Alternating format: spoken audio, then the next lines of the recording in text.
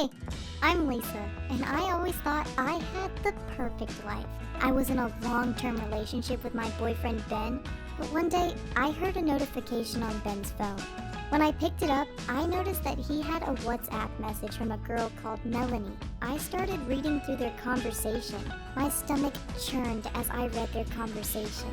I felt even worse when I saw Melanie ask him. My boyfriend Ben replied, "What the hell does that mean?" "I've read your conversation with Melanie," I told him. "What's going on?" But instead of answering me, he got mad. "Didn't you say relationships are built on trust?" He was trying to turn this whole thing on me. "You've been flirting with another girl. Have you slept with her?" Ben replied. "You know you're the only girl I want. We're partners on a college project," Ben explained. He gave me a big hug and I felt a little better, but they had been flirting on WhatsApp for weeks. Any college project either. Bit weird for the next couple of days, thinking about what I'd read. So when Ben took a shower, I grabbed his "Wanna come over to my place?" parent so we can study here without distractions.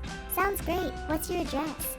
There was no way she'd come to study. When I opened the door, she looked shocked to see me, and I called out to Ben. When my boyfriend Ben saw Melanie in our apartment and couldn't bring a word out of his mouth, I turned to Melanie like a hooker when she met up, and then she said, "Boyfriend wants to spend so much time with me because you are an annoying bitch." I was about to I kept my cool, the door into her face.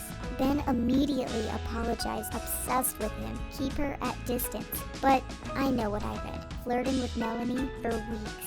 I can't really trust him anymore. Their chat and what Melanie meant about getting checked at the doctor's, been feeling sick that day. It sounds to me like he'd been Thank you for listening to my story. Hi, I'm Jocelyn.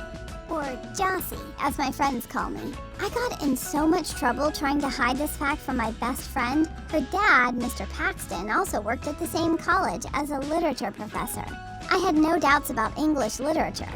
Mr. Paxton had that deep and pleasant voice. His class was really interesting for me in both the way he was teaching it and outlined something romantic and virtually just keep talking Kathy's ear off about what a lucky woman her mom must have been. Actually, I got so inspired that I even wrote a poem myself. I was really looking forward to his professional opinion about it. He stood up and came up to me, and that made me stand up too.